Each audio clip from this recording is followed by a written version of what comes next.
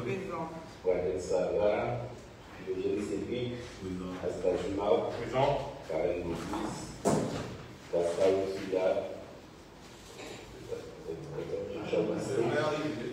Alors, je suis là. Alors, Jean-Charles Christian, Céline Constance, Stéphanie, Lila Charles, Béatrice, Guillaume, Hugo. Donc, nous sommes le premier adjoint du vote du bébé. Nous désignons un secrétaire de secrétaire. D'accord. Alors, nous allons. Merci à tous. Bien, les états de l'éducation à nous permettre de faire ça. Est-ce qu'on a d'autres questions?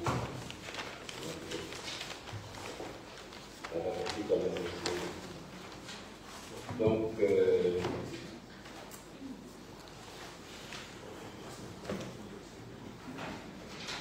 vais passer la feuille pour que j'avais distribué. En attendant, je vais.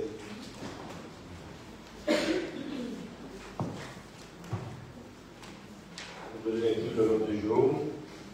Alors, approbation en point 0, approbation du 2 février dernier du Conseil.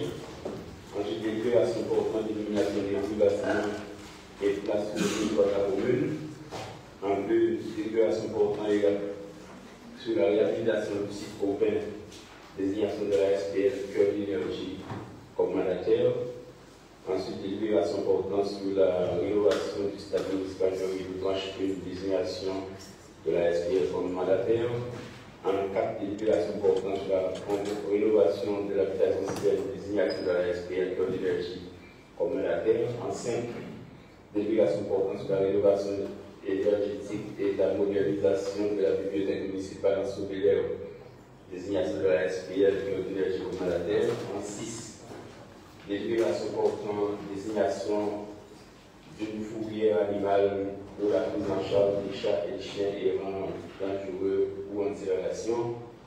En 7, délibération autorisant le maire à procéder à la vente de plusieurs parcelles, donc les Adriens, une parcelle à Rémy-Souris, Néré pour Presley, la Miss Mathieu, Judith Daniel, Fabiano et pour Judith, Toussaint Agnès, Bénin Martine, Marlène, Yaviani Garcia. Voilà, ce sont ceux-là, ces personnes-là. Ensuite, en 14, transfert de ouvrages au Conseil départemental pour la réalisation de travaux concernant les gestionnaires des rideaux, la liste centrale du cimetière de sous la commune. En 15, délibération portant sur l'échange de terrain de la commune et les héritiers Milan. En 16, adhésion de la collectivité à la contribution foncière CFS proposée par le PF dans le cadre de la régularisation des terrains communaux. En 17, restauration écologique et revitalisation du site de l'Anse-Baudrel. 18, création de promenade au bord de la Ville Bleue. En 19, réhabilitation du parc paysager de la place de l'église. En 20, remise en état du point Eiffel sur le parc paysager de Pézicrel. En 21, délibération autorisant le maire à signer la convention 4 au programme annuel d'intervention PPI 2024-2028 de Terre Caraïbes, établissement du précédent web, la prévention du l'Est. Donc voilà les questions, on a un ordre du jour très fourni. Est-ce qu'il y a des observations? Est-ce qu'il y a des ajouts? Non. L'ordre du jour miroir, qui s'abstient, qui vote contre, adopté à l'unanimité présente. Donc nous allons aborder les premiers points de l'ordre du jour, à savoir approbation des deux PV. Alors il y a le PV du 15 avril et celui du 20 avril. Vous les avez reçus en temps et en heure. Est-ce que vous avez des observations à formuler?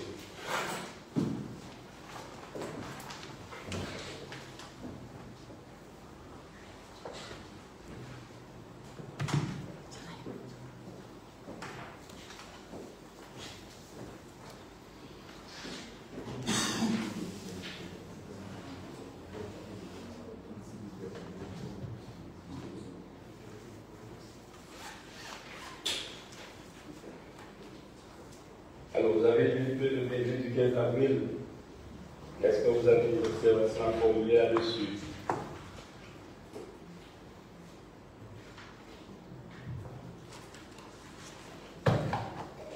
S'il n'y a pas d'observation, on va nous souhaiter de voir. S'abstient, qui vote contre, adopté à l'unanimité des présents. Je vous remercie. Nous allons passer au deuxième PV du 20 mai. Là aussi, c'est un document que vous avez reçu. Vous avez pris lecture. Est-ce qu'il y a des observations, des omissions?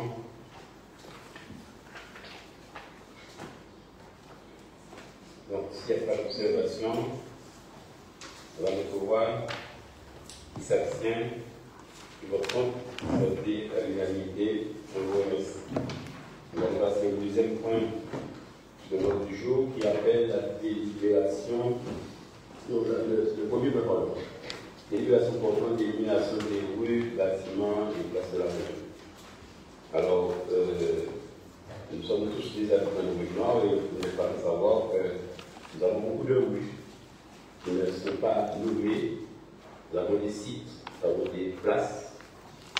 Nous avons beaucoup de normes, ça ne nous porte pas de nom.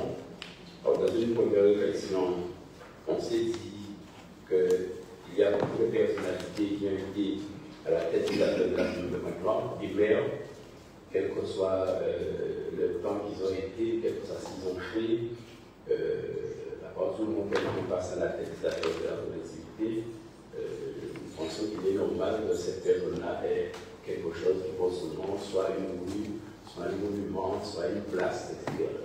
Donc on a passé en revue là pour un certain nombre de sites et de places abritantes qui n'ont pas d'illumination. Et on a pensé à Marcel Lesas, qui a été maire, député, et personne ne connaît Marcel Lesas maintenant, sauf les anciens.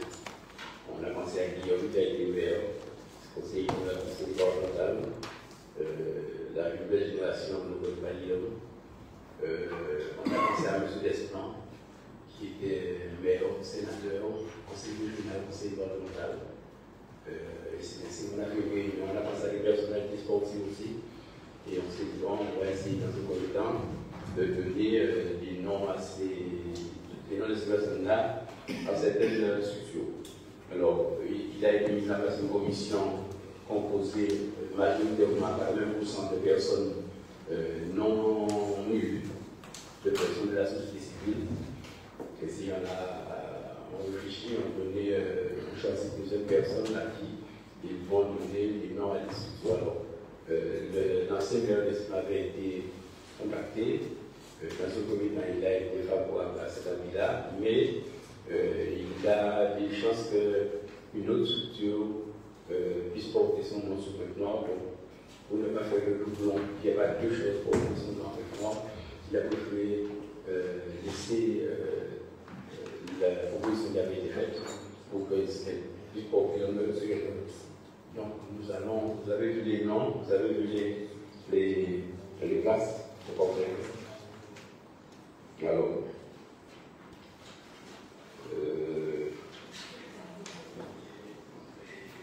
voilà un petit peu tout ce qui a été proposé. Donc, vous voyez, Haute Pêche Guillaume, place de Marcel Lesas, Rouguel, Thiel et Sinigras Saint-Denis, foyer socioculturel Marthez Latine, place rouge, on va passer au RDG, Herman Garnier, Boris Karani, ou Guillaume.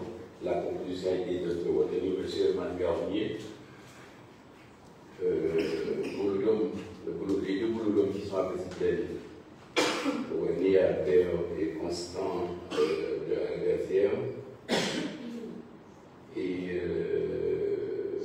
Hans Bautrel, dont il n'y a pas eu de nom pour Hans Bautrel, et la piscine Charles Bédek. Donc voilà les noms dans l'ordre dans lesquels ça a été étudié. Donc je vous propose donc d'adopter ça. Est-ce qu'il y a des explications? Vas-y, oui, bonsoir. Alors, j'ai quelques questions en fait de mes explications.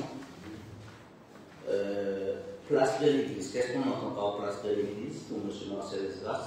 Il y a l'espace qui est devant et derrière, parce qu'on ne peut pas donner l'espace qui est derrière Marcel Lesas. Alsace. C'est la place de l'église, c'est toute l'espace. D'accord. Alors, sur ce point-là, j'avais une petite suggestion à faire, puisque dans une commune, la place de l'église n'est pas forcément la place de l'église reste la place de l'église. Par contre, on aurait pu, c'est une suggestion, appeler le parc justement, tu es vu un ordre du jour comparable, appeler le parc Marcel Strassi. Parce que la place de l'église, quand vous avez un rendez-vous à la place de l'église, ça reste la place de l'église. C'est une suggestion. Ensuite, je continue. Ensuite, c'est pareil aussi pour le port de pêche, bon, on peut l'appeler comme on veut. L'aire de jeu, c'est où? C'est quoi? Qu'est-ce qu'on appelle l'aire de jeu? Alors, c'est le terrain, l'ensemble de complexes sportifs de Petit Plaine. D'accord. Donc, à la limite, il vaut mieux appeler complexe sportif. C'est ça. Parce que c'est complexe sportif. Oui, mais parce que je ne voyais pas complexe sportif de Garnier, c'est tout à fait légitime. Vous savez très bien que je ne dirais pas non. Autre chose, alors la piscine, j'aurais aussi une suggestion qu'on puisse peut-être faire comme pour le gymnase. Comme nous avons 2 bassins et le complexe de la piscine, ça nous permettrait peut-être de mettre 3 personnes à l'honneur dans le monde de la natation.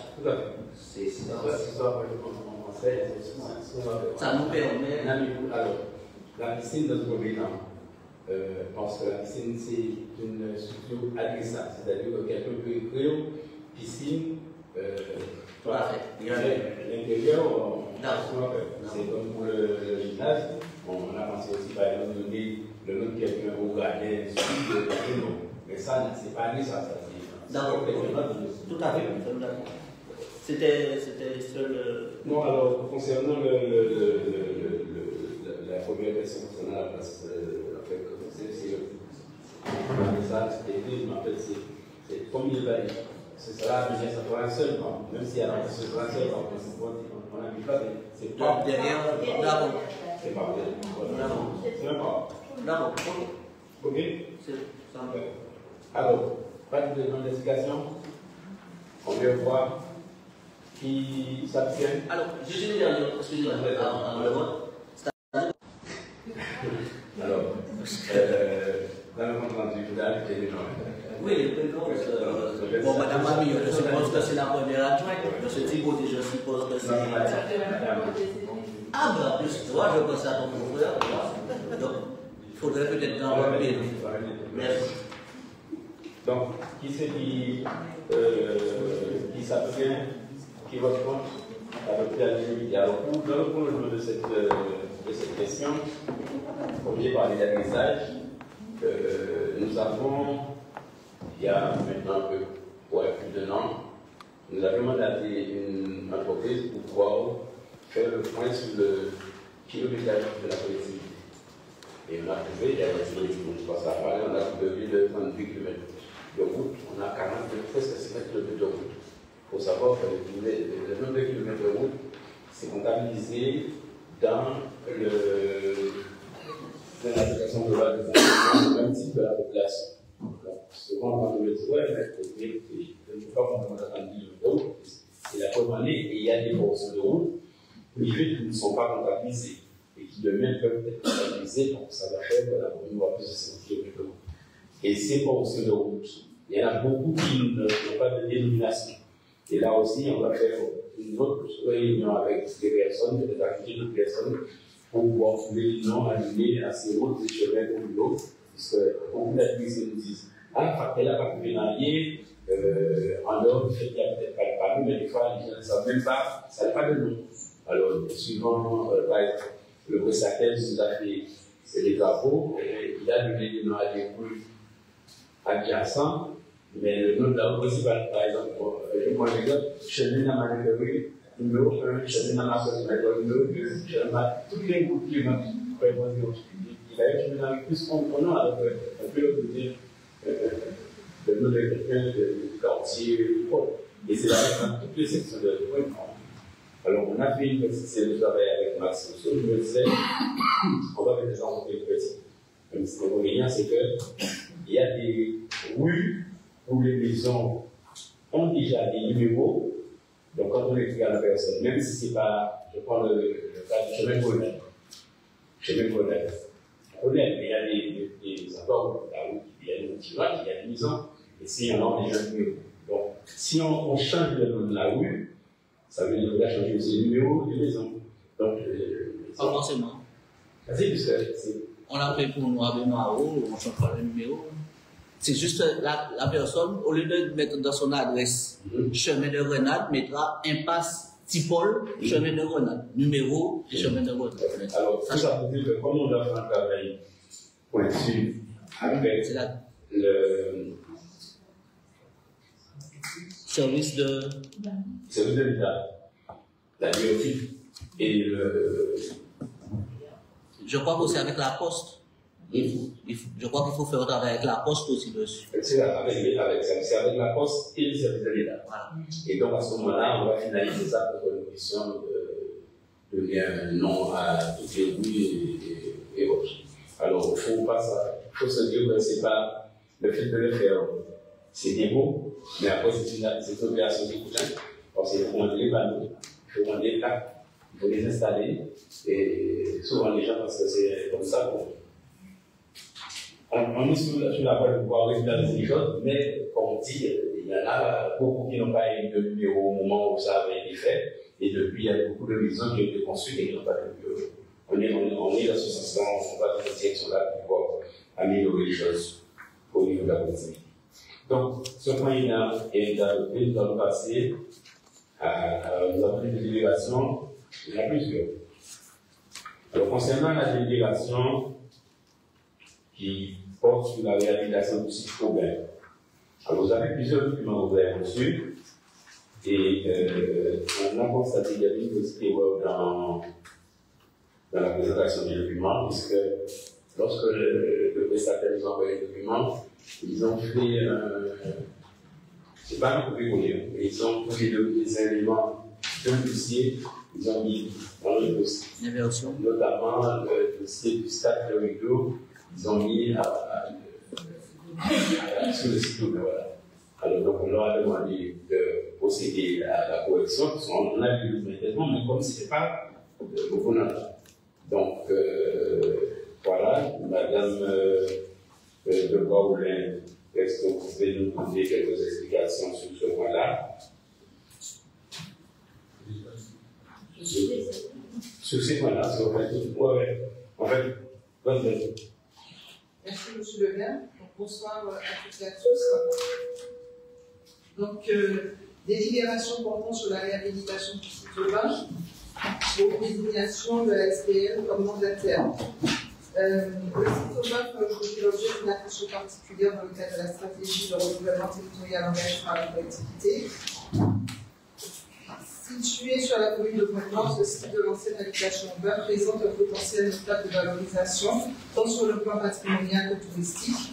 Son positionnement, ses ressources naturelles et historiques en font un levier stratégique pour accompagner la transformation du territoire communal. Lors de ce constat, la ville de Pointe-Noire s'inscrit résolument dans une dynamique volontaire de requalification de son dos, avec pour ambition de valoriser son littoral et ses ressources patrimoniales. Plusieurs réflexions ont ainsi été avancées dans le cadre d'un projet global de renouvellement urbain. Le site urbain en particulier s'intègre dans cette logique en tant qu'élément structurant de l'attractivité territoriale. Il contribuera à renforcer les actions engagées, notamment à travers sa mise en réseau avec les circuits touristiques de la côte sur le vent et plus largement de l'archipel guadeloupéen. La ville de Pointe-Noire a arrêté la somme de, c'est là qu'il y a une modification, de 1 350 760 centimes d'euros. Contrairement à ce que vous avez dans votre note, qui est de 3 603 980. Valeur 2025, l'enveloppe financière prévisionnelle de cette opération. La ville de Pointe-Noire souhaite déléguer à la SPL, Cœur d'énergie, le soin de faire réaliser cette mission en son nom propre, et pour son compte, et de lui conférer à cet effet le pouvoir de la représenter pour l'accomplissement des actes juridiques relevant des attributions du maître de l'ouvrage, dans le cadre d'un mandat régi par le texte précisé et par les dispositions du présent contrat de mandat. Vu l'intérêt que suscite la réalisation du site urbain pour la ville, il appartient au conseil municipal de se prononcer sur la réalisation des études et travaux de ce projet et désignant l'ASPL Cœur d'Énergie comme mandataire. Le conseil est indiqué à dépêcher. Voilà,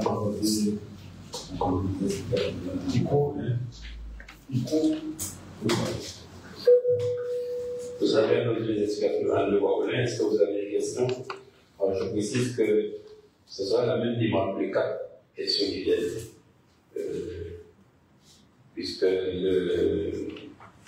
la SPL est plus à même que nous, en tant que collectivité, d'aller chercher les finances pour nous permettre d'avoir un plan de financement équilibré pour organiser ces opérations.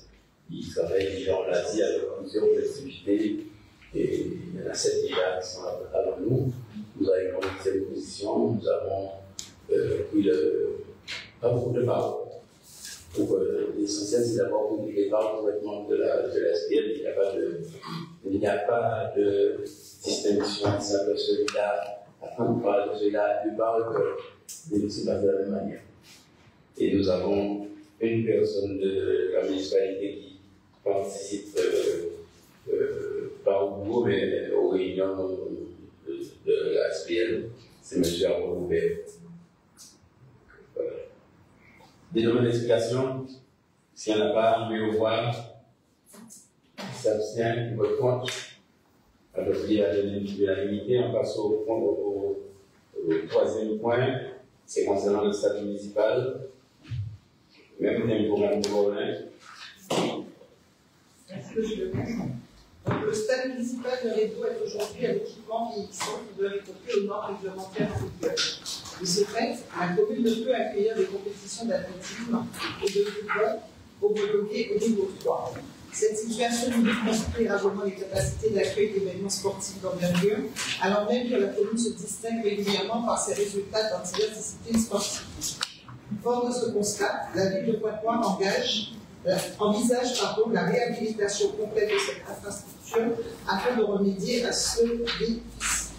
L'objectif est de doter le territoire d'un équipement conforme aux standards actuels, capable de favoriser l'émergence d'une élite sportive locale, mais aussi d'accueillir des compétitions régionales. Ce complexe rénové sera mis à disposition des associations sportives et de la communauté scolaire, renforçant ainsi la dynamique sportive de la commune.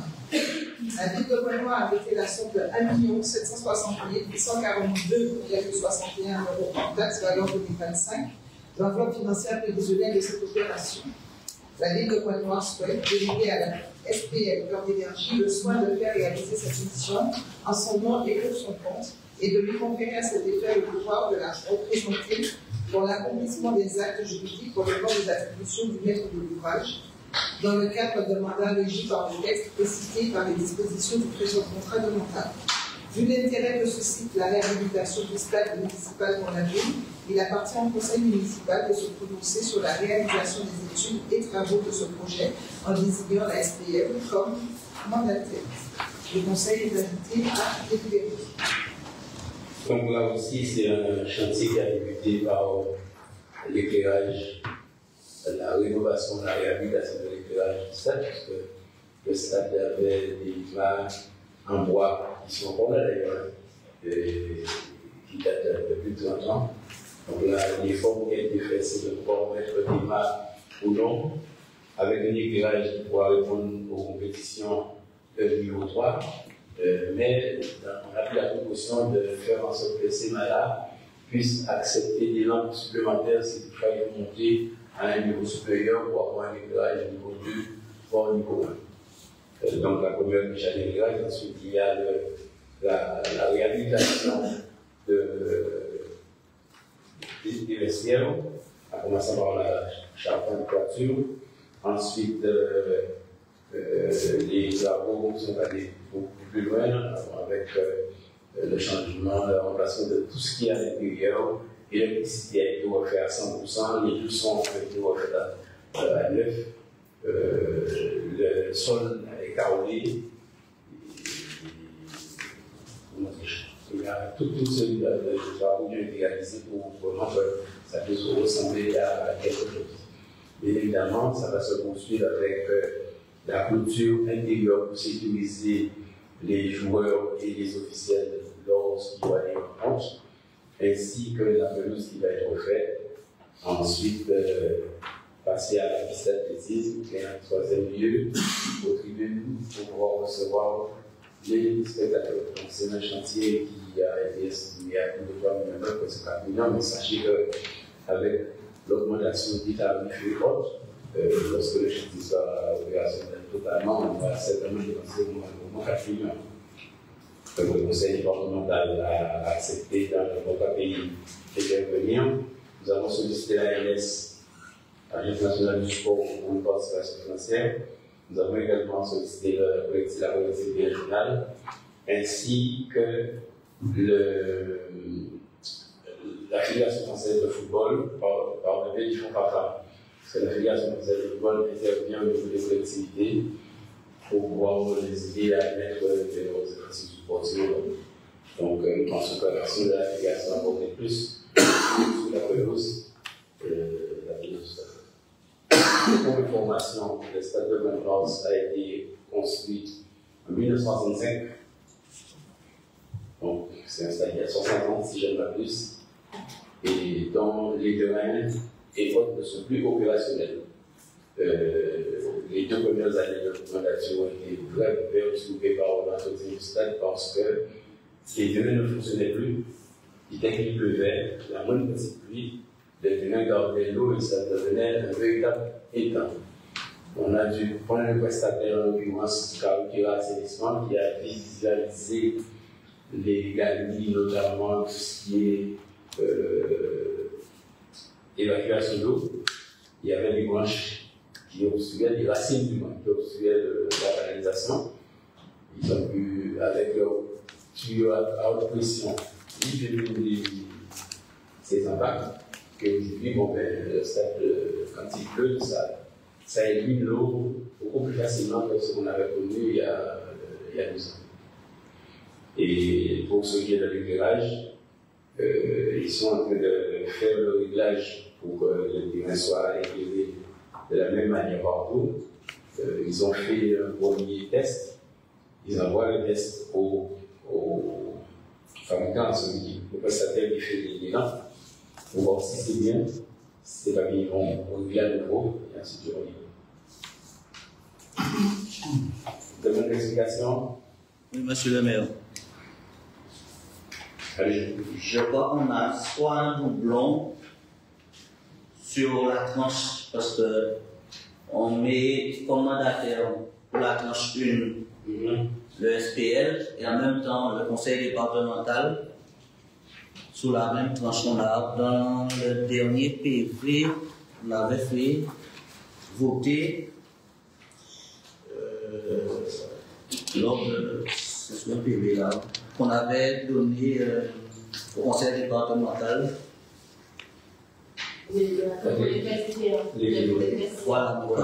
Voilà. Mais en fait, quand on regarde les vestiaires, elles se trouvent dans la même tranche que la tranche 1. Oui, les vestiaires sont dans la tranche 1. La collectivité départementale a eu le marché dans. Comment je vais dire? Mais c'est eux qui interviennent, c'est eux qui ont choisi. Donc, il y a sous la même opération, la tranche 1, il y a un mandataire et le département. Il y a le département qui est c'est le département qui est vestiaire là, c'est sa participation. Parce que s'il fallait passer par le biais de la SPL, le temps que la SPL a été choisi par le département des entreprises qui sont elles. Donc, ils ont passé le projet à les travaux vont être terminés la semaine prochaine. Non, c'est juste ok. Le vestiaire, c'est le et le reste, ce sera respecté. Deuxième explication. Si on a pour mieux voir, qui s'abstient, qui vote contre, adopté à l'unanimité.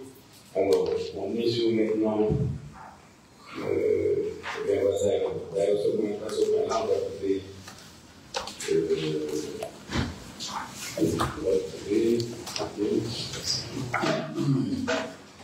Habitation, c'est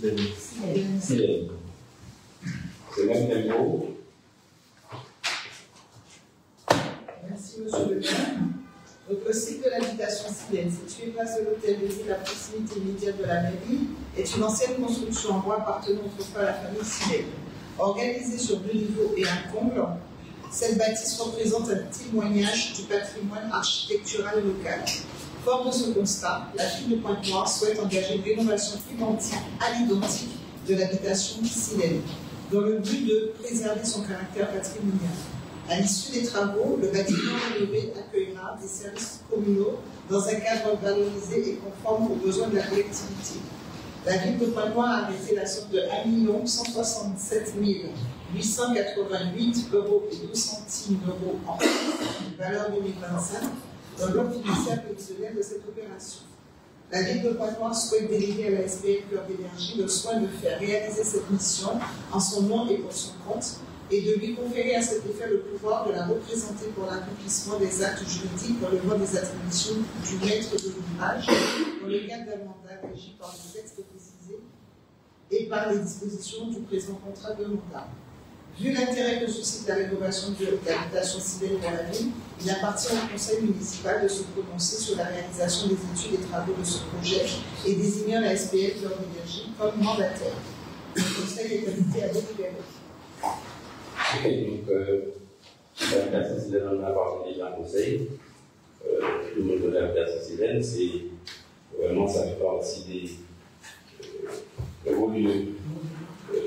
monument historique de Pointe-Noire. Il y a un cachet qui représente Pointe-Noire, qui représente ce que Pointe-Noire a été dans les années 50-60 avec de belles maisons en bois traditionnelles, avec un rez-de-chaussée, une partie en étage ou encore avec des maisons de l'Alsace. Et par conséquent, la mairie a fait la question de cette habitation il y a quelques années. Et l'idée pour nous, c'est de réhabiliter cette habitation-là et faire en sorte qu'elle puisse être un outil de développement économique, touristique sur le Nord. Alors, nous avons confié cela à la SPL, mais nous avons aussi travaillé avec le PF sur ce outil-là. Et nous demandons donc de valider cette décision pour que nous puissions avancer sur la réalisation de cette habitation Silène. Une demande d'explication. Pas de demande d'explication. On met le roi, satisfait qui répond avec l'unanimité. Merci. Le point suivant, c'est toujours avec la SPL, si je ne m'abuse. C'est désignation pour la bibliothèque en solidaire. Merci, monsieur le maire. Dans le cadre de sa stratégie de développement territorial, la ville de Pointe-Noire s'engage résolument dans une dynamique de renouvellement urbain et de valorisation de ses ressources naturelles et patrimoniales. Ce mouvement s'illustre notamment à travers les réflexions engagées autour de la requalification du beau, de la mise en valeur du littoral et de l'amélioration des équipements publics structurants. La bibliothèque municipale Ancelot-Belair, implantée au cœur du bourg rue Saint-Cyr-Pagésie, s'inscrit pleinement dans cette ambition. Construite en 1999, cette structure accueille quotidiennement une trentaine d'usagers et constitue un pôle essentiel de diffusion culturelle, de soutien à l'éducation et de lien social pour la population.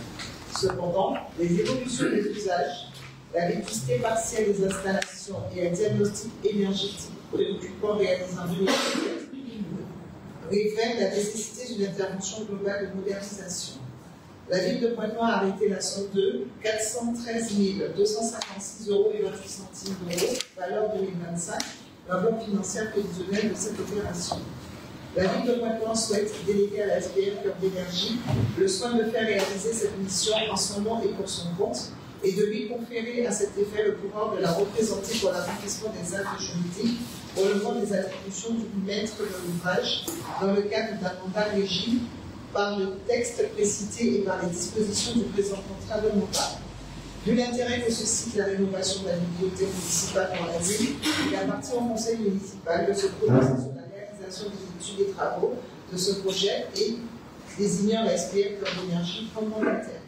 Le conseil est invité à délibérer. Donc, là aussi, c'est une nécessité, puisque c'est une structure qui a été consultée à quelque temps, mais qui mérite un lifting. Et aujourd'hui, on ne peut même plus parler de bibliothèque, hein, on parlera de médiathèque, puisque c'est le mot à la mode, et puis avec tout ce qui est numérique.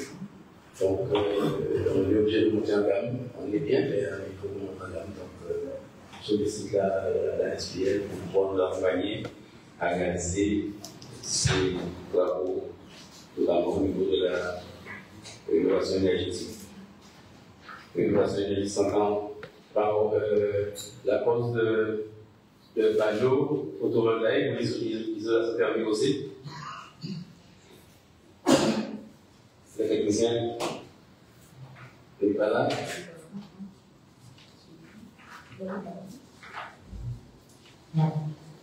Ok.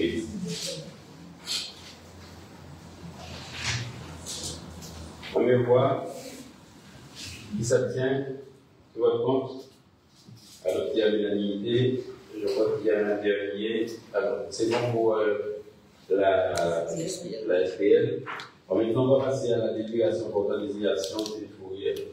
Une fourrière pour la prise en charge des chats et des chiens en temps de avec moi. Alors, nous avons depuis tantôt, une convention avec la filière afin de récupérer les animaux divers. Si je ne m'abuse, ils nous prennent 30. Ils nous prennent 30 animaux, chiens ou chats. Mais si le public veut y attendre rien, c'est mal de rapport. Alors, il nous arrive souvent que l'entreprise il fait passage à nos journées, il vient plusieurs fois. Quand on est au signataire des chiens, des animaux, il le fait. Sauf qu'il nous arrive assez souvent que, une fois après qu'ils ont fini leur opération, on nous appelle là, nous sommes permis de ceux qui va là, accompagne, de ceux qui va là, ce qui est là, si vous voulez, ce qui est là, ce qui est là. Et à ce moment-là, on n'a pas de convention, on ne peut pas leur dire de venir. Alors, il y a des gens qui n'interprètent mal, il y a des gens qui interprètent mal, qui ont des comportements qui ne passent pas entendement, parce que les chiens, certes, la collectivité a le devoir de les faire de guillemets. Ce n'est pas la collectivité qui envoie les chiens, ce sont des chiens qui sont libres par une personne, des façonniers avec des chiens qui partent des chiens, des chiens qui font plusieurs petits, et puis après qui sont libres dans la nature. Donc, nous disons simplement d'être patient. Et pourtant, on a déjà fait des choses au niveau des chiens qui dépassent les actions que nous devons mener. Enfin, là, c'est pour nous encore nous permettre de pouvoir régler le problème de ces chiens. Mais ce sera encore 30. Et puis, quand on arrive à une besoin de stock, il va falloir une délégation pour renouveler. C'est ça le souci. Et malheureusement, il y a beaucoup d'animaux et d'animation en Guadeloupe, et peut-être qu'on pense à mettre en place une action générale sur l'ensemble du territoire. À un certain moment, ça avait été fait, mais il y a tous les appuis, et certaines personnes là, tu sais, pour que ça ait été out. Je pense qu'il faut peut-être qu'on arrive à remettre ça en place. C'est partout, mais c'est à Patron, c'est à Biol, c'est à l'IS, donc tout le monde doit regarder chez moi. Est-ce qu'il y a une explication supplémentaire ou complémentaire? Je peux juste apporter. Oui, apporter. Non, un chat considéré, c'est la même valeur que le chien. Et les chiots, dès qu'ils ont les yeux ouverts, c'est compté comme un chien. Alors, quand on nous met tout à l'heure, on demande c'est vite à faire, il suffit de prendre la maman avec la tienne de avec les yeux ouverts. Ça nous fait tout à l'heure de 5 chiens. Vous avez bien entendu? Quand on prend la maman avec 5 petits, 5 chatons, qui ont les yeux ouverts, ça veut dire qu'on en a 6. On en a 6. Ils sont montés comme un chien. Et on a déjà fait intervenir après beaucoup de. C'est pas c'est évident, hein. On avait un cas particulier dans une section de la commune où une personne était partie, avait été hospitalisée, la personne avait 5 chiens de bois qui aboyaient, qui empêchaient au de l'eau, les personnes ne mangeaient pas. Et quand c'est une personne adulte, on ne peut pas rentrer le domicile de la personne contraire. Donc, ça c'est déjà une première chose. Ensuite, là, dans les parents de la personne viennent et les cas parce qu'il y avait beaucoup de ouais, si j'en ai appris des bouts de base, etc. On a vu la non, c'est pas nous, c'est la SPA. On a contacté la SPA en conseil d'avocat. On a fait une convention. Quand on a fait la convention, il ne fallait pas mettre la fouille, il fallait mettre la SPA, ou l'inverse. On a renvoyé entre-temps. Les jours passent, et quand ils sont venus, ils ont pris, de toute façon, on est prêt à faire les choses, à participer, tout. La menace du code de 1000 €. Et comme on a dit, bon voilà, on a payé pour les chiens, personne ne bouge. Silence. Donc on lui sort, on lui dit, bon, on va laisser ça, ce sont des choses de la vie. Et la semaine dernière aussi, pour pas oublier, la ministre Katoma, le débat autour du groupe, elle m'a laissé le chien à la chouette. Je ne vous ai pas dit, mais il a dit tant mieux. Il a besoin de venir à la chouette de la vie. Il se réunit depuis 2 jours à avoir une capture de chien. Un chien avec l'esco et courir, il est venu, je suis passé les bonnes en voiture, elle me l'a emmené au bureau, elle m'a dit le chien c'est pour monsieur le. Oui. Et elle est partie, elle m'a laissé le chien. C'est le chien du père. J'ai appris que le père, mais il fallait gérer. Parce que vous savez, tout ce qui est chez moi, c'est responsabilité de monsieur. Si moi, on vous là aussi. Non, mais c'est vrai. Ça, c'est vrai, c'est arrivé. Il y a rien qui est en fait. Nous, élus, quand on entend des choses, on soit pas des choses. C'est pas aussi comme ça. Il faut dire la topographie, de notre maintenant, sur le rural, on a du mal pour les attraper, on les voit. Et des fois, ils se cachent au cimetière. La solution, ce sont les pièges. Après 2-3 jours, on est obligé de tirer la filière de venir récupérer, parce qu'il faut faire ailleurs. Malheureusement, des fois, sur le campagne, on fait 3, 4, 5 pendant les vacances scolaires. Ça tourne à plus. Et les petits arrêts, ça arrive très vite. Et malheureusement, il y a même qui est un peu galeux, ça fait quelques temps qu'il a dit, ah oui, mais on n'a pas attrapé. Et ça me dit, il a tout profité dans les poches. Il est mort, peut-être.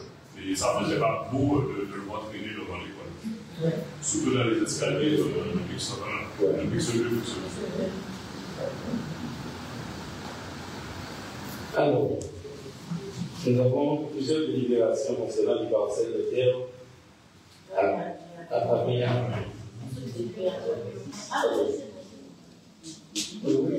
C'est ça? Concernant. On a fait le voix, alors, si on a fait le voix, qui s'abstient, qui vote contre, excusez-moi, les deux merci. Alors, j'aime bien rappeler que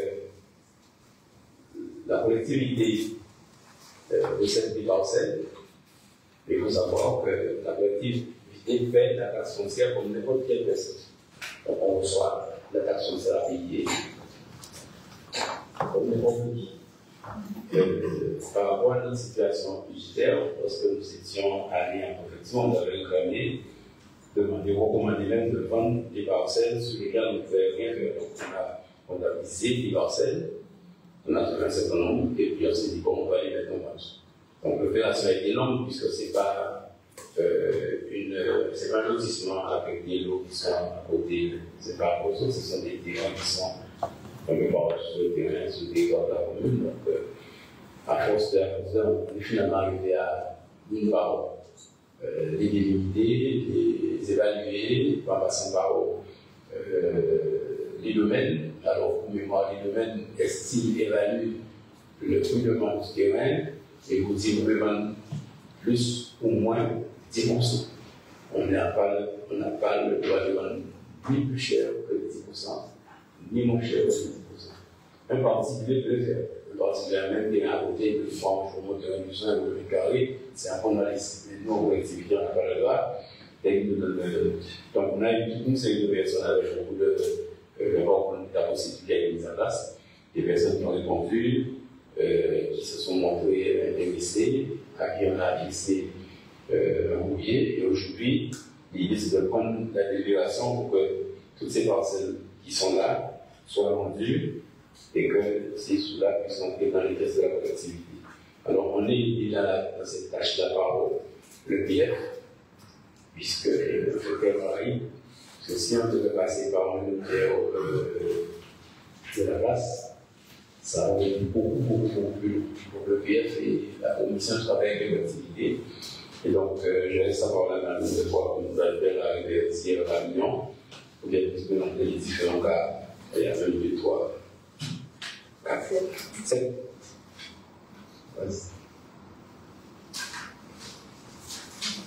Donc, suite aux différentes demandes des administrés et aussi suite aussi à la réunion de la commission ad hoc. Donc, il a été décidé, bien entendu, ça sera après la délibération. Donc, on a choisi plus ou moins donc, en fonction des critères, on a choisi donc certains administrés qui répondaient vraiment donc, aux critères, puisqu'il y a un cahier des charges.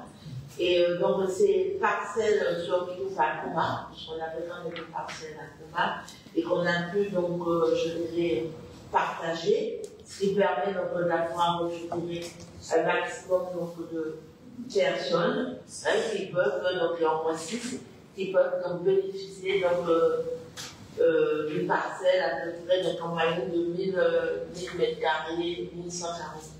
Donc il s'agit donc de M. Guézoui, de Cédric Pessé et de Mme Christelle de Perry, de David Mathieu, de Judith David et Karine Fabiano, de Doucet Agnès et de Mme Lunette Marlène.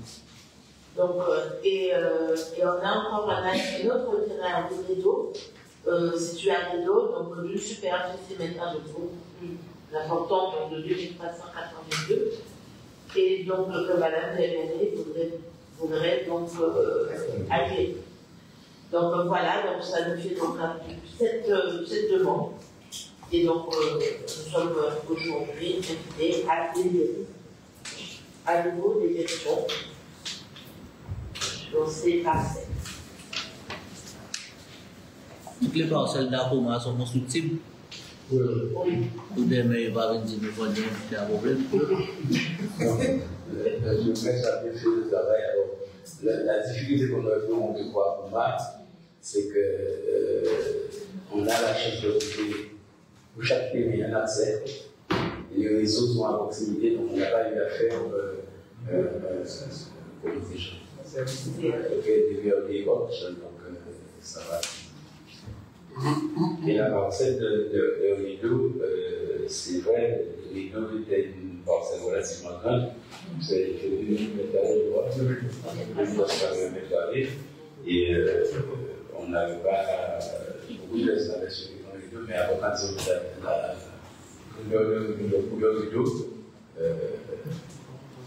Rideau, c'est pas la parcelle qui a adossé au terrain. Lequel terrain? Le football? Le stade? Non. C'est une parcelle de la station de la base et globalement et le logement de l'agent forestier. C'est à peu près et il n'y avait pas de possibilité de faire cadeau, mais il y aurait des gens qui n'avaient pas d'accès. Il y avait juste une chose de faire un seul accès, de faire en sorte que chaque personne ait son accès, mais il y a un dimanche là et un dimanche là. Mais après, les autres ne peuvent pas. On a été obligé de travailler contre comme ça. Ok. Faute de monétisation. Donc, si là-bas, on va passer pour les 7 jours-là qui s'abstient, qui vont compte adopter à l'unanimité. On passe au point suivant qui est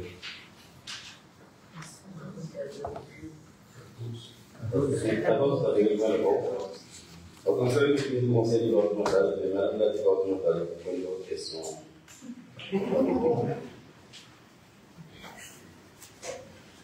Dans le cadre du contrat pays, qu'on a signé donc, le 17 janvier 2024, donc plusieurs projets structurants ont été identifiés comme prioritaires pour le développement du territoire. Alors, ces projets répondent à des enjeux importants pour la collectivité, valorisation du patrimoine naturel et touristique, amélioration de l'identité, mise en valeur des lieux de mémoire et de rassemblement, amélioration du cadre de vie. Il s'agit précisément des opérations suivantes. Aménagement du vestiaire de réseau dont on a parlé tout à l'heure, et parce que je vais achever. Aménagement de la rue centrale du cimetière et l'aménagement du site du chaud d'Amoura. Alors, la population était confiée la maîtrise d'ouvrage de ces projets au conseil départemental afin de bénéficier de l'ingénierie technique et administrative du département, d'inscrire ces opérations dans une programmation départementale cohérente, d'assurer une mise en œuvre efficace et coordonnée. Le présent projet de délibération vise donc à formuler ce transfert de maîtrise d'ouvrage conformément aux dispositions de la pays et à autoriser M. le maire à signer les conventions spécifiques nécessaires à la mise en œuvre opérationnelle des projets. Ce partenariat avec le département est une volonté partagée de co-construire un développement équilibré et durable au plus près des besoins de la population préparée. Alors, donc, pour l'aménagement du vestiaire de réseau, on en a déjà parlé, donc on ne reviendra pas là-dessus. L'aménagement de la rue centrale du cimetière. Donc, effectivement, on a parlé tout à l'heure de la place de l'église. On voit la place de l'église, on va effectivement rénover, et je crois qu'on a déjà fait une délibération, parce que c'est là, c'est une forme de subvention, donc on a fait des délibérations. Et dans la continuité, on a demandé aussi au conseil départemental donc, de rénover la rue centrale du cimetière. Donc voilà. Et puis il y a aussi l'aménagement du site du Chaud d'Amoura. Il y a une partie sous forme de subvention et une partie qui sera donc sous forme de maîtrise de l'ouvrage. Donc c'est pour ça qu'il faudra à nouveau poser une délibération pour l'aménagement du site de Chaud d'Amoura. Oui, alors proposition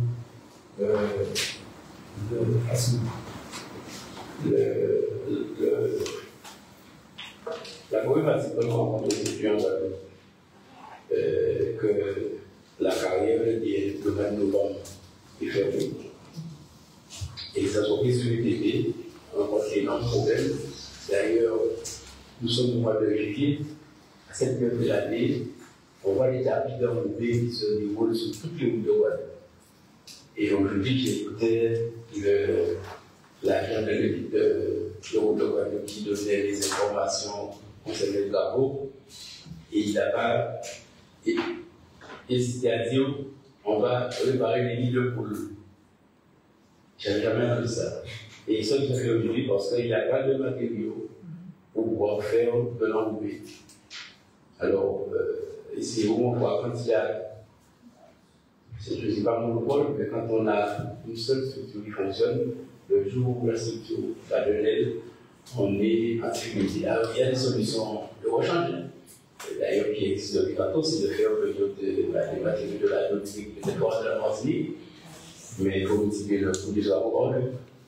Et j'ai appris avec stupéfaction lors d'une réunion que je me disais, bon, si des fermiers, le sable de Rivière-Sens peut être utilisé, on me dit que le sable de Rivière-Sens n'est pas de bonne qualité, la qualité n'est pas optimale pour faire de l'enlevé. C'est de la pouzzolade. C'est de la pouzzolade. Donc, résultat, on a dans l'eau et on va certainement dans donc, ce qui explique que c'est là où il devrait commencer en février, commencer depuis en février à la bombe sur le Sud-Africain. Et puis aujourd'hui, ça donne en longueur parce qu'il n'y a pas de matériaux pour faire le donc l'entreprise a dû faire un premier geste en bouchant et tout avec du béton pour pouvoir faire peut-être comme ça. Mais quand on sait que le ciment et le béton et l'enrobé ne sont pas vraiment brillants, et le résultat, avec les pluies, on peut encore trouver des petites poules sur ces pluies. Alors, ils vont quand même commencer par le parcours de quoi par le parcours du saut, et on verra ce qu'ils vont faire pour la route. Mais aujourd'hui, je roule quand même assez souvent sur les routes de Guadeloupe, même souvent les routes de Guadeloupe, pas de la consommation un peu partout. Je n'ai vu nulle part où il y a un tapis d'enlevé qui se pose. Partout, ce sont des petits trous. À Sainte-Anne, seulement. Au niveau du leader price. Ah oui, ça fait il y a au moins un mois. Il y a une seule société aujourd'hui qui fait des enrobés, c'est la Sogetra. Et cette société, elle surenchérit de son gravier. Donc aujourd'hui, sincèrement, je ne pense pas qu'en 2026, ça va se rétablir ce problème. Parce que c'est le même gravier qu'on prend pour le béton. En fait, c'est tout le BTP est assujetti au même fournisseur. Donc, ce n'est pas la priorité de faire les routes. C'est la priorité, effectivement, monsieur le maire a raison, on regarde les lamelles, le tour est dans 10 jours. On n'a jamais connu les lamelles à la veille du tour dans cet état. Donc, nous sommes un peu pessimistes à ce moment-là. Alors, si je peux vous dire, j'ai été à la réunion de la protection et sur le fait d'arrondissement de Tugun, on disait, bon voilà, tel dossier validé, tel dossier validé, ok, on a fait le tour, et les gens avaient été satisfaits. J'ai dit, mais les choses paraissent dans le droit fil, mais il y a quelque chose qui manque. C'est que même si les collectivités ont les subventions, ont les moyens de faire les choses, il manque les matériaux. Et quand est-ce qu'on peut avoir une réponse? Et il nous a dit, ça faisait 2 ou 3 jours, ils ont fait des tests. Ils doivent faire 8 tests. Ils étaient au premier. Et les tests doivent être tests passés, je crois, de 15 jours, une semaine, un peu comme ça. Donc, c'est 8 tests à passer, c'est 8 semaines. Et c'est après, on verra quelle disposition prendre, quelle position même si demain, on nous disait ça hier, on donne le feu vert pour NDR, compte tenu du retard que certaines entreprises ont su démarcher, avant d'arriver à le niveau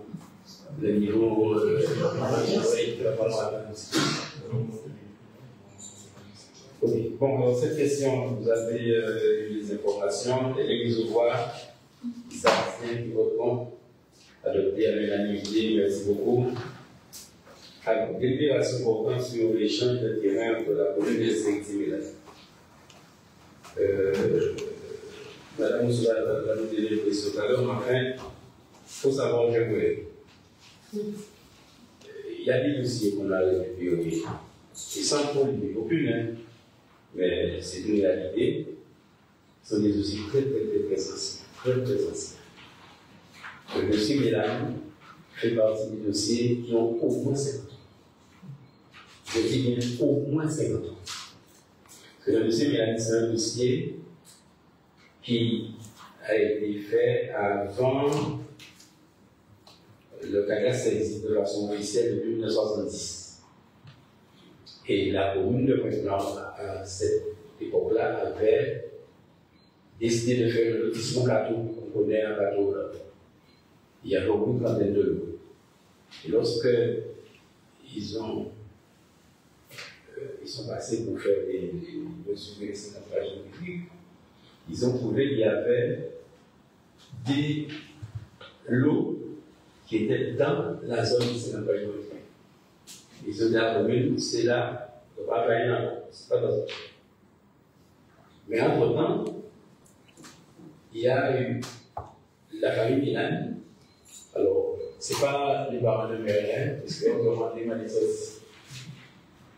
La famille Milan a doublé l'autorisation à la commune de prendre une partie de terre pour faire passer la route de Grenade.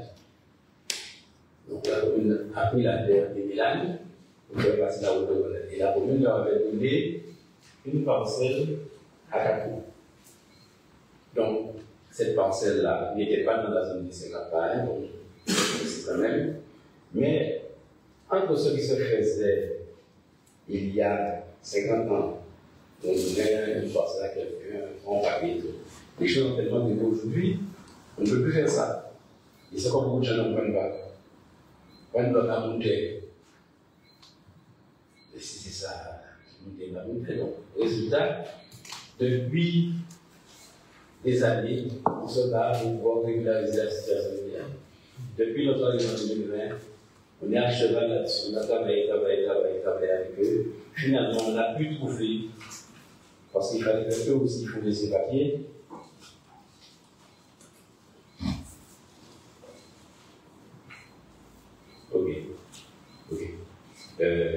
Il fallait que eux aussi ils fournissent ces papiers pour que tout soit règle. Et comme c'était plusieurs personnes, il fallait qu'il y ait les autres se déportent dans ce bon. Moi je ne vais pas, je laisse à Nicole, on décide pour Nicole, on décide que tout soit bon.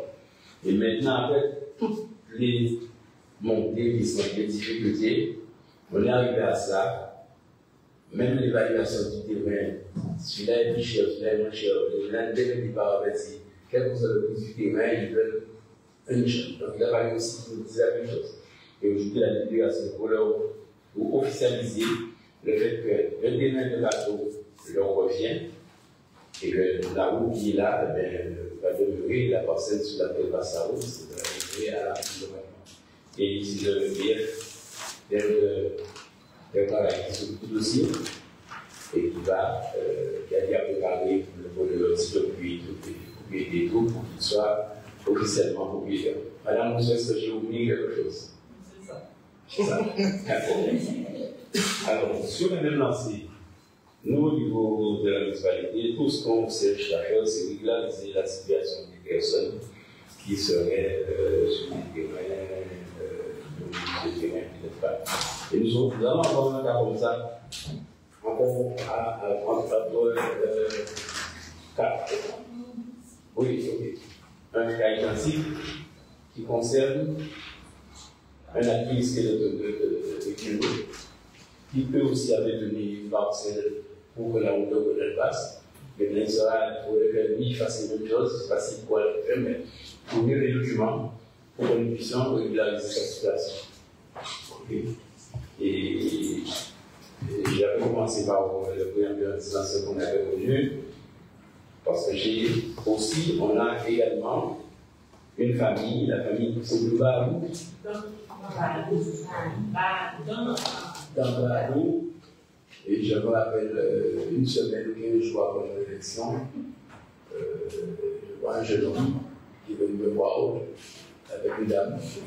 Je vais entrer, je suis présent un jour là, je suis le petit-fils de Mme Medel, qui a donné une parcelle de terrain pour que la commune puisse construire le foyer Jean Valentin. Et en contrepartie, la commune leur avait donné une parcelle à Paris. Ils avaient commencé à faire les travaux, et lorsque les sénateurs géographiques sont arrivés, ils leur ont dit, vous êtes sur le parcelle, vous avez dit ça. Entre-temps, les gens sont morts, les gens sont partis en président communal. Il y en a qui, monsieur le maire, vous êtes le 4e ou 5e maire qui passe. Cette fois-ci, on veut que notre problème soit résolu. D'ailleurs, je vous présente Mme Medel qui m'a envoyé un conseil pour que vous puissiez avancer le dossier. On a tout fait, on a essayé de faire avancer le dossier, la présidente a dit que ça peut se faire. Ils nous ont même proposé à ce moment-là, ils ont proposé de nous reverser les lots qu'ils avaient récupérés pour que nous puissions, le cas échéant, quand quelqu'un se retrouve en retour de mer et que la personne doit déménager, lui donner ses parcelles. On les a secoués la dernière fois, on essaie de passer par lui, je leur dis, vous n'êtes pas sérieux, vous n'êtes pas sur l'inscription, mais on est sur un dossier qui a quand même 4-5 ans déjà. On est parti sur de belles bases et puis on est à l'arrêt. Et il y a 15 jours qu'ils ont envoyé un communicant. Maintenant, on est prêt à faire le geste. C'est à vous de désigner un géomètre pour délimiter les terrains et qu'on puisse pouvoir résoudre ce problème. Donc, le problème tout va sera résolu. Et puis, il y a les autres parcelles. Si fois il y a des gens qui vont soit amenés à se déplacer, on va le mettre à leur disposition. Et il y a plein de problèmes comme ça, on essaie de résoudre. Comme on dit, ça ne se voit pas. Mais c'est un travail de fou, ça devient pour nous sans que les gens. Voilà, donc concernant les unités, il va mettre au bois. Est-ce qu'il y en a qui s'abstiennent, qui racontent adopter à l'unanimité? Merci, madame, nous on voit donc le nécessaire. Adhésion à la collectivité puis à la population foncière aussi. Madame Deborah, je vous laisse la main. Merci, M. le maire. Donc, la régularisation foncière des terrains communaux occupés sans titre de propriété par les familles guadeloupéennes constitue un enjeu majeur pour les communes. Elle garantit aux habitants un accès sécurisé à la propriété tout en favorisant une gestion harmonieuse et structurée du foncier communal. Cette procédure génère des coûts significatifs pour les collectivités, frais de géomètre, diagnostic immobilier obligatoire, diverses expertises techniques nécessaires à la régularisation. Afin d'accompagner les communes dans cette démarche, Terre Caraïbes, EPF Guadeloupe Saint-Martin, met en place la contribution foncière solidaire CFS, dite contribution AMAC, en application de la délibération numéro 24-63 du 2 octobre 2024 du Conseil d'administration de Terre Caraïbes. Ce dispositif propose une contribution annuelle de 1 € par habitant versée par les communes afin de couvrir les coûts liés aux opérations de régularisation foncière. Il est mis en œuvre pour une durée de 5 ans à compter de 2025. Le Conseil est invité à délibérer. Demande d'explication.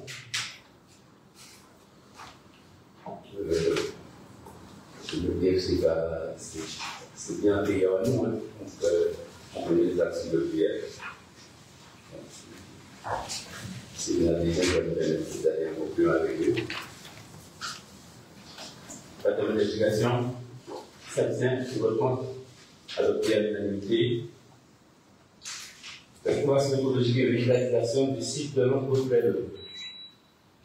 Je donne juste un peu de place à la Madame de Bornay. Comme vous le savez, nous avons pu, avec le Conservatoire du littoral, obtenir l'aménagement du site de l'Oncle-Pélo, qui est devenu même dès le départ où les gens commencent à travailler là-dessus.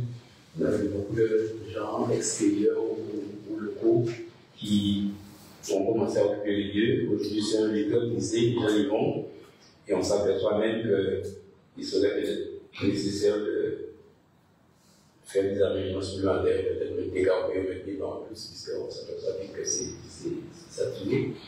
Et puis, ce qui a fait bouger le conservatoire littoral, c'est que c'était rendu compte que le jour, ils ont vu qu'il y a des plantations qui se faisaient sur le site. Ils sont venus se plaindre en disant oui, monsieur le maire, on a vu que vos services sont en train de planter le site de l'Anglais, c'est interdit. Alors je leur dis surtout, ne me dites pas ça.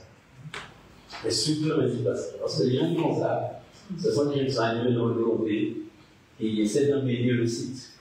Alors dites-moi peut-être qu'il y a. Oui, mais c'est pas bon, mais les plantes ne sont pas adaptées. Ah bon, voilà. Les plantes ne sont pas adaptées par rapport au milieu marin, etc. Et donc, et là, Mme Le Borel va prendre le relais. Et donc là, ils vont intervenir pour nous permettre de planter des essences qui sont plus adaptées par rapport au rivage. Peut-être que c'est une période, c'est par rapport à. Et puis peut-être nous faire quelques aménagements dans le Borel. D'accord. Donc, dans la suite de ce que vous dites, M. le maire, afin de poursuivre cette dynamique, justement, une deuxième phase du projet dédiée à la restauration écologique, un complément de mobilier pour une meilleure exploitation et à la végétalisation du site est prévu pour embellir le paysage et finaliser l'aménagement dans le respect de l'environnement afin de donner toute sa valeur à ce site. Cette initiative semble représenter une réelle opportunité pour notre commune en valorisant son patrimoine naturel et améliorant la qualité de vie des habitants. Le montant hors taxe estimé pour cette deuxième phase s'élève à 71 300 €, soit 85% financé par une subvention qui sera sollicitée auprès du PNR et 15% pris en charge par la commune. Donc vous avez le plan de financement qui se présente comme suit, un coût total de l'opération 71 300 €, le PNR sollicité à hauteur de 85%, 60 605 € et une participation de 15% de la commune qui correspond à 10 695 €. Le conseil est débuté à délibérer. Voilà, nous avons vendu. Je donne l'explication. Pas de l'explication. On va le voir. Qui s'abstient, qui vote contre. adopté à l'unanimité. On passe à la 10e question, c'est la création de promenade de port de la Reine Bleue. Alors, le collègue Patrick Karen, c'est lui qui suit ce dossier-là. Je lui laisse sa main. Merci, monsieur le maire. On création de promenade au bord de la Reine Bleue. Maintenant, on traversé les Andes-Ouest par de nombreux cours. Plusieurs sites de la vallée de Petite Plaine sont allongés par la Reine Bleue, paisible, la journée de délégation urbaine.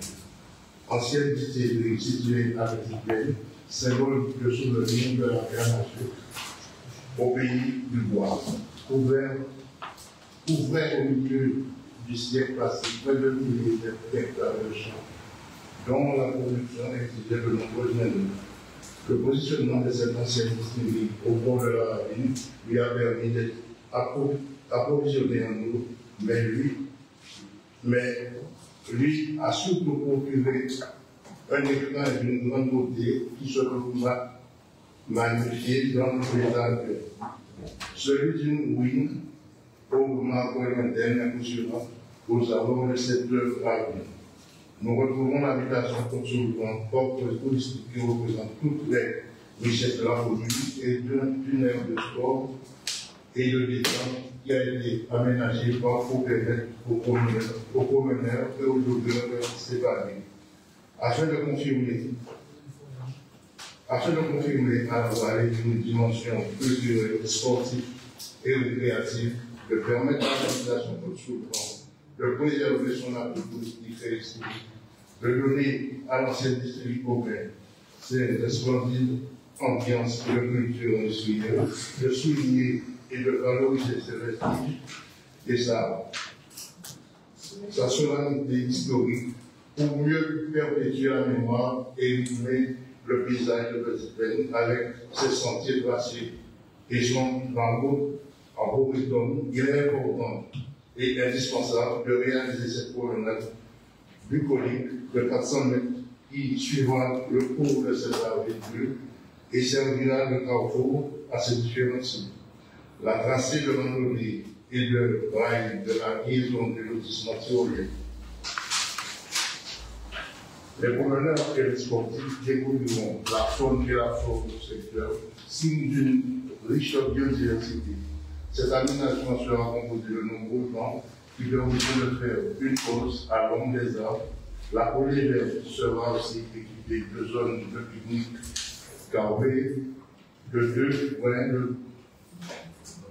de barbecue, et elle sera aussi le jardin éducatif panorétique de la faune et de la flore pour les enfants des écoles, etc. Le plan de financement se présente reçu. Coût total de l'opération hors taxe, 180 200 €, prêt à table 80%, 151 360 €, et commune 20%, 37 847 €. Le conseil est invité à délibérer.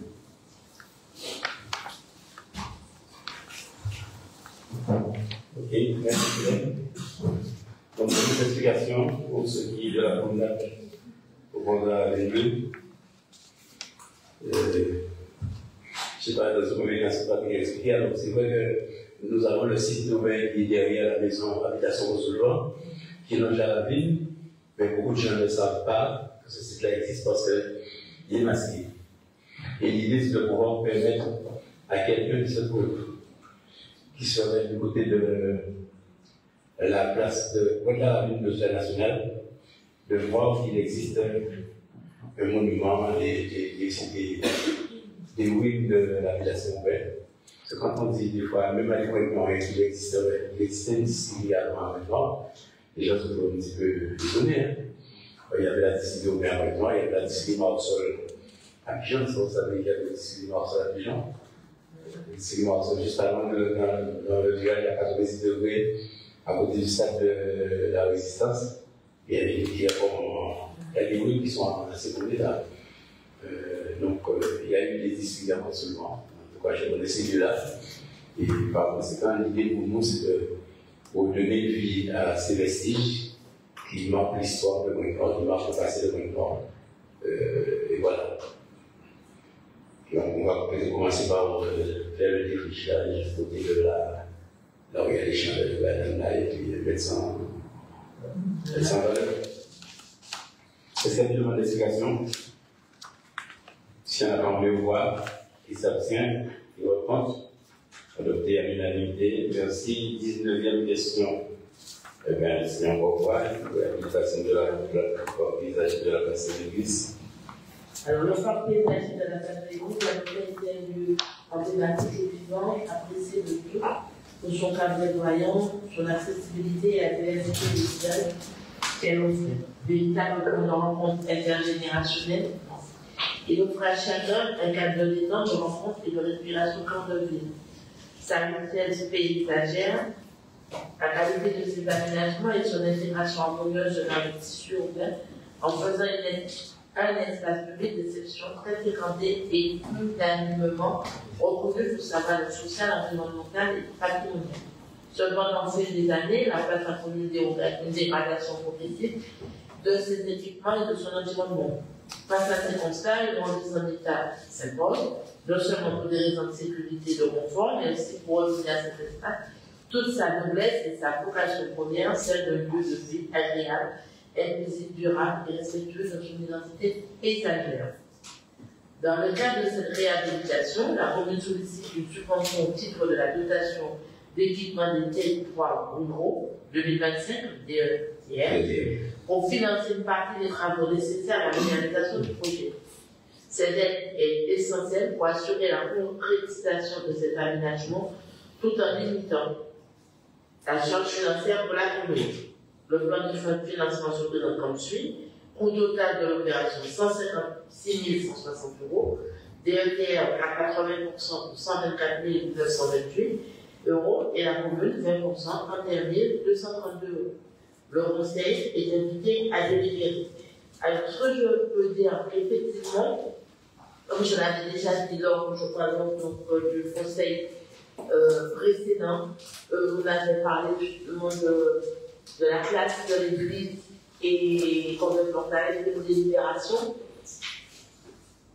Il faut revoir je dirais, donc, tout cet espace, puisque à côté, on aura la maison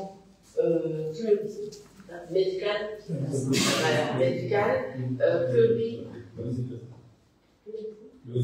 pluridisciplinaire.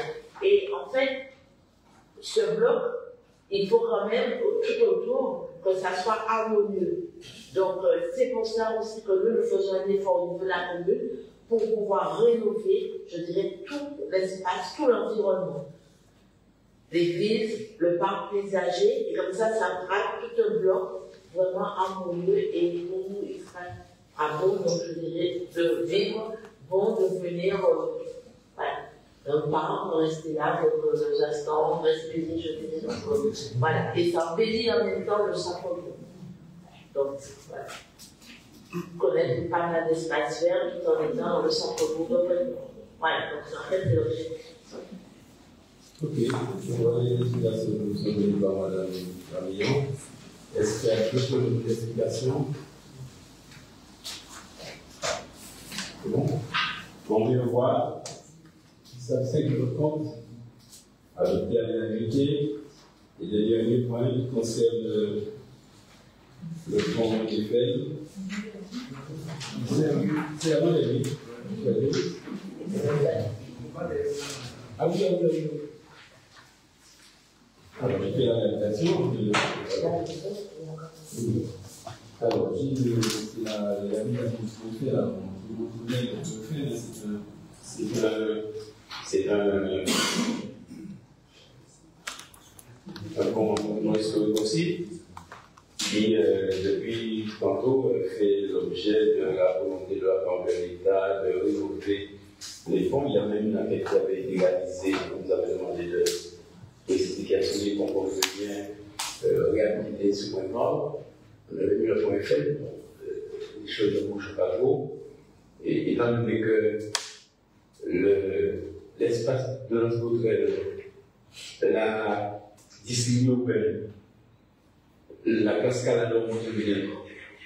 Tout cela rentre dans un vaste projet d'aménagement. On ne peut pas laisser le point fait dans le détail, on ne peut pas faire quelque chose pour que ça puisse rentrer dans ce grand projet-là. Donc c'est la raison pour laquelle nous proposons la réhabilitation du pont. Alors c'est sûr que quand le pont sera réhabilité, il ne sera pas ouvert à la circulation automobile. Il sera certainement ouvert à un piéton. Mais pour le moment, le pont demande déjà relativement conséquent, parce que depuis quelques années, vous allez voir qu'il y a des barrières au moment qui sont là-dessus pour empêcher aux gens d'avoir accès à besoin de blanchir.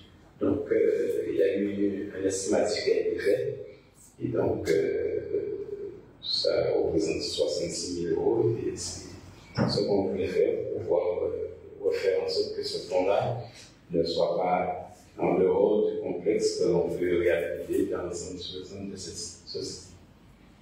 Demande d'explication. Autre demande d'explication, s'il vous plaît.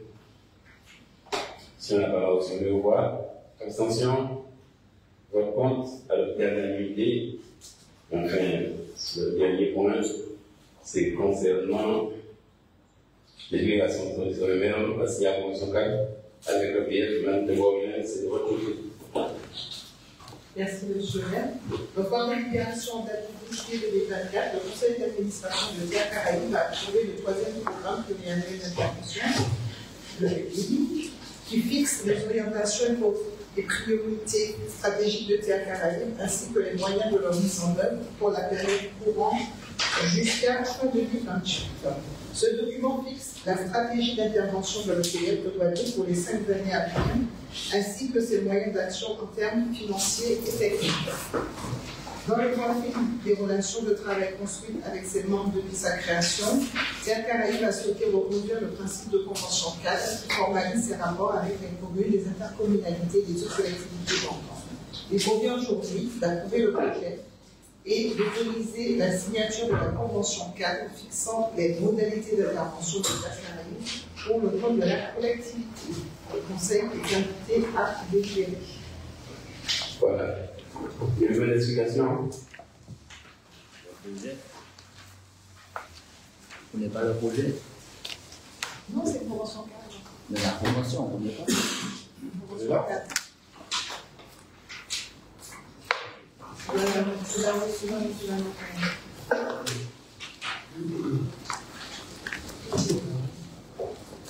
Alors, pas de modification. Tu n'as pas la troisième? C'est pas grave, si on l'a reçu, c'est pas un problème. Si on l'a reçu, c'est pas un problème. Bon, je sais pas de modification, mais c'est encore une fois permettre à lever de ne pas inciter à travailler avec nous, parce que, comme on dit, le PF, ça facilite beaucoup de choses. Ils ne sont pas là en concurrence avec les leaders de territoire, mais ils sont là pour travailler avec les collectivités. Ça fait que les outils ne sont pas distants, il y a des outils de nombreuses années. Donc ça nous facilite les choses. Ils peuvent même intervenir dans le cadre de tout ce qui est réhabilitation de centre-ville, quand il y a une maison d'emploi, etc. Donc c'est une façon de permettre de travailler avec eux. S'il n'y a pas de demande d'explication, on va voir. Abstention, vote contre, adopté à l'unanimité. Les questions qui restent là. Bon, alors, juste pour information, comme je l'avais dit dans la réunion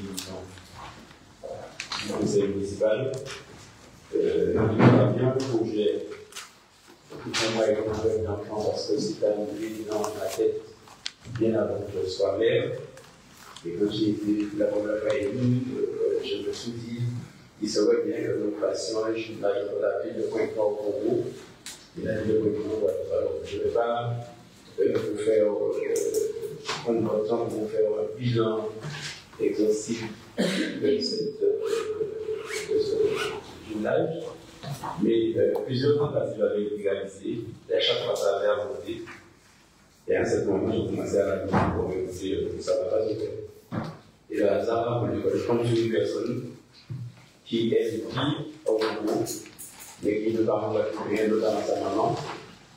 Donc sa maman est guadeloupéenne, et elle a pris son concours, mais elle n'est pas comme recevoir.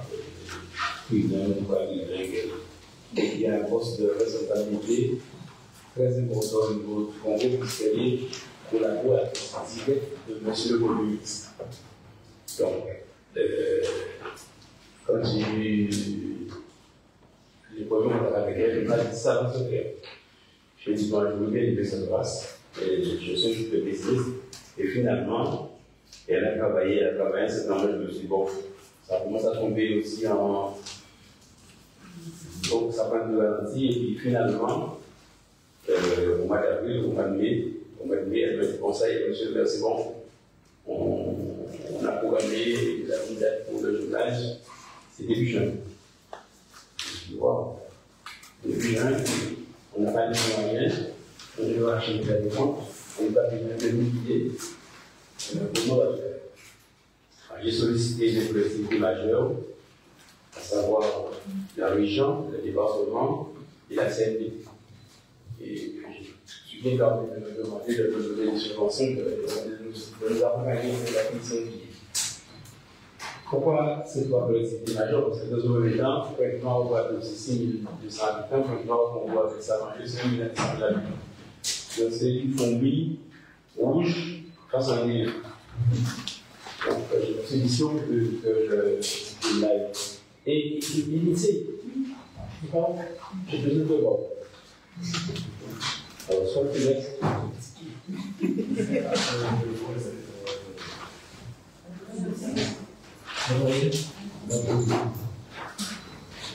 Et donc,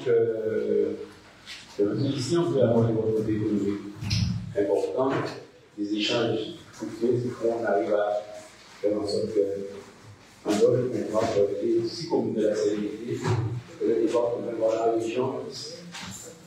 Et c'est vrai, il y a une facilité parce qu'on a une chance d'avoir la sérénité alors, qui a répondu. Je vais demander de prendre en charge des billets, la sérénité a répondu favorablement aux droits pillés, deux élus, un administratif. J'ai insisté auprès du département pour qu'il prenne en charge des billets. Il a pris en charge un billet administratif, un billet d'élu et 4 billets de personnes autres. Et enfin, il y a 2 personnes qui ont pris un seul lobby, personnellement, qui ont fait le pays lobby pour Guyane. Lorsque le dossier a été bouclé, on nous a envoyé un projet de jumelage. Je me suis dit, est-ce qu'on fera tout ça? Aujourd'hui, je peux vous dire que ça a été un très dense. Et on a été reçu, je ne sais pas qu'on a rencontré, on a été reçu par toutes les forces politiques, du maire au président de la République, en passant par les représentants de l'État de la France au Congo. Donc on a signé la convention avec Madame le maire, on a été reçu par le consul de France, Madame le consul de France, par Madame l'ambassadrice, on a été reçu à leur bureau, on a été reçu par le préfet de Pointe-Noire, parce que maintenant c'est une ville de département, on a été reçu par 2 autres préfets, le préfet du département de Kiolo et le département de Djibouti. On a été reçu par le Sénat, par le président du Sénat. On a été reçu par le Premier ministre et on a été reçu par le président de la République. Donc on a fait la totale et on a été reçu par un roi, le roi de Luango, le roi de Luango. Et on a été, là on a rencontré l'archevêque du Congo.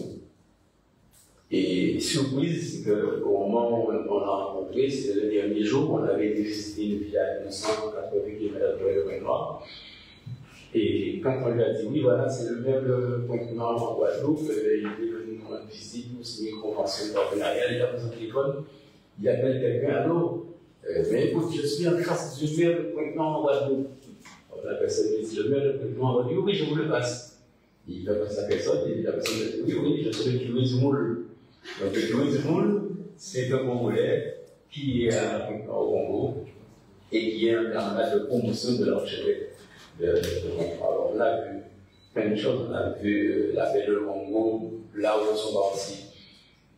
Seulement, ce que nous dit M. le Président de la République, 90% des esclaves venus en Guadeloupe sont du royaume du Congo. Alors le Congo, rapidement, avant c'était le royaume du Congo qui a été ensuite, par l'élection politique, qui est devenu le République du Congo, Congo-Brazzaville. Ensuite le République démocratique du Congo, Kinshasa, qui est devenu l'Ouganda, pas l'Ouganda, oui, c'est l'Ouganda. Il y a même c'était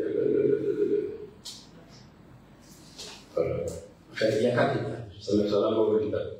Et que c'est de là que partaient près de 2 millions d'esclaves sont partis de là pour venir sur le terre. Et donc on a échangé sur tout ce qui est possibilité de développement avec eux, au plan culturel, tourisme mémoriel, au niveau économie, au niveau de l'éducation, au niveau des activités comme l'activité d'artisanat du bois, la pêche. Parce que dans la baie de Luango, ils font de la pisciculture et l'artisanat du bois, ils sont très fils de ça, des métiers qu'on ne fait plus en Guadeloupe. Les paillassons, les palmiers, tout ce qui est là pour concernant les pays qui sont là-dedans, tout ce qui est réalisation de sculptures en bois et autres. Alors, le niveau de vie à Guadeloupe au Congo, il y a 4 niveaux. Il y a un niveau avec toutes ces grosses personnalités politiques, il y a un niveau de la bourgeoisie. Et tout est lié parce qu'on entend souvent qu'un tel est là parce que c'était le fils d'un tel ministre, etc. Il y a toujours une relation entre un ministre et un fils. Il y a la moyenne bourgeoisie et puis il y a la pauvreté. Et la pauvreté, elle est là. Alors, quand on sait qu'il y a quand même de grosses entreprises qui sont sur place, l'exploitation du pétrole par exemple, on voit le gros pétrolier, c'est des équipements de quelques prix. Mais, donc, on veut essayer à passer une relation pour pouvoir établir vraiment une relation profonde avec eux. Et ils veulent, et je pense qu'on est en droit de pouvoir les recevoir, parce qu'on a été très bien reçus, très bien reçus. Tout était à leur charge, on a rien payé, hébergement, transport intérieur, nourriture, tout était pris en charge et je pense qu'on est libre de devoir de les recevoir de la même manière. Donc le président du conseil départemental et de la CNDT est sensibilisé par cela et je pense qu'ils vont prendre des décisions qui conviennent pour que nous puissions la Guadeloupe puisse recevoir au même niveau de ce qu'ils ont fait pendant notre séjour. Ah oui. Donc, c'est une bonne chose. Et on a reçu, en tout cas personnellement, j'ai reçu beaucoup de courriers, de félicitations de personnes qui nous félicitent, de personnes de Pointe-Noire, mais extérieures Pointe-Noire aussi, qui disent bon, on aimerait bien pouvoir y aller. Alors, ils sont en train de construire à Pointe-Noire un mausolée sur la tête des nègres. Et le président, qui est un campagne électorale qui fait sa réélection, souhaite que ce mausolée soit inauguré avant la fin de l'année. Et il souhaiterait qu'il y ait un maximum de gens qui viennent. On a même parlé de pouvoir organiser peut-être un pont aérien entre la Guadeloupe ou les Antilles et le continent africain. Pourquoi je dis les Antilles et le continent africain? C'est que toutes les îles des Antilles ont des habitants, des descendants des milliards. Bon, quand nous partons au Congo, quel que soit le pays d'Afrique, bon, vous êtes ici, vous allez à Paris, c'est Paris, vous allez à donc vous faites le retour dans le sens inverse. Donc, on pourrait se dire que si un point qui part au 2000 de la Caraïbe, ça fait gagner, ça fera gagner beaucoup de gens, ça fera gagner également en moyens financiers, et par conséquent, c'est tout bénéfique pour beaucoup de jeunes, il y a beaucoup de gens d'Italie, beaucoup de là-bas, d'autant plus que le pays d'Afrique a le vent haut, on a le Bénin, on a la Côte d'Ivoire, on a le Togo, d'ailleurs on a un Guadeloupéen qui s'est fait piéger au Togo là il y a 8 mois, on a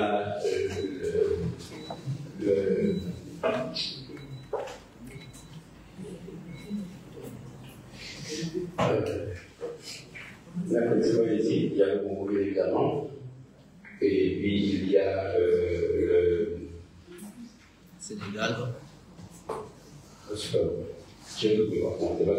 Donc, il y a quand même beaucoup de gens qui se déplacent, qui aller par là, et c'est peut-être une bonne chose, parce que dès qu'on est sur le continent africain, les autres terres sont à peut-être 2, 3, 4, 5 heures, alors qu'on passe pas en parler, on se demande à l'air. Alors, justement, et la relation qu'il y a entre nous, c'est que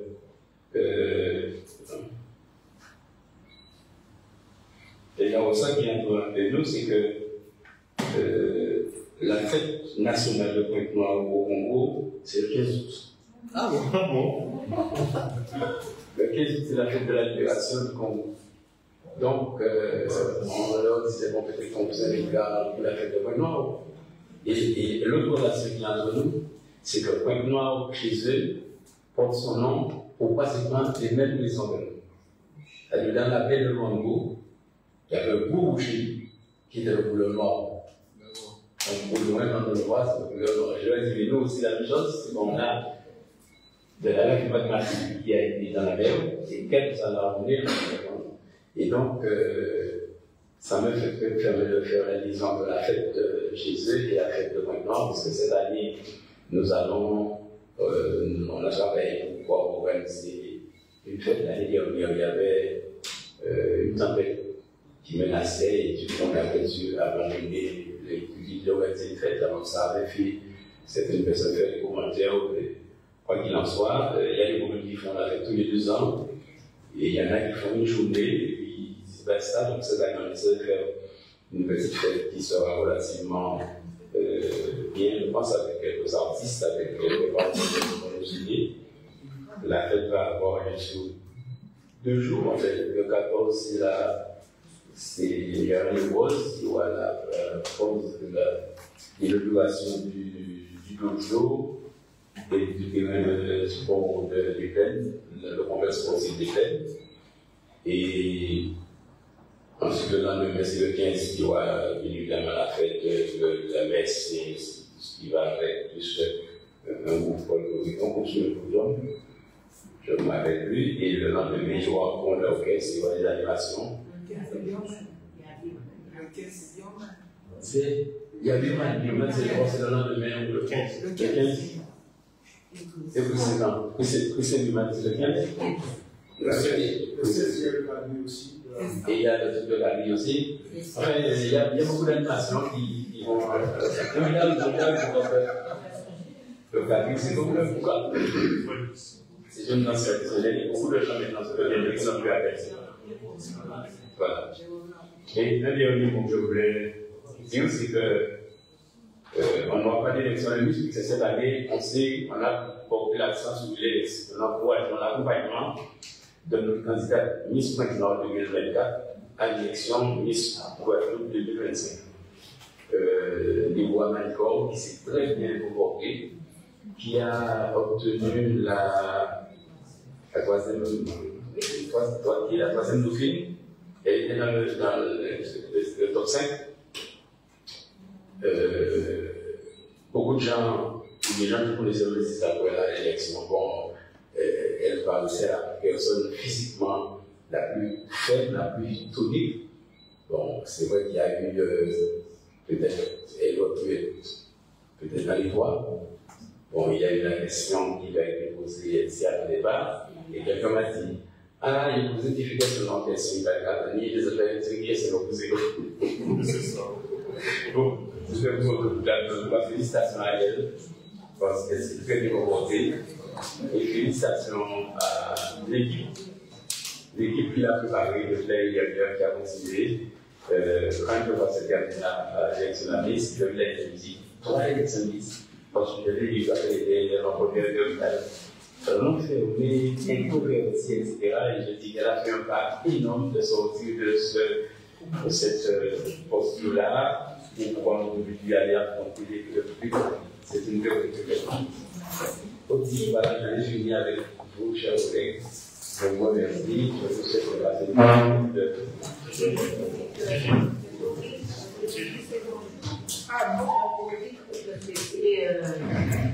toutes les bonnes choses, les joyeux anniversaires. Merci.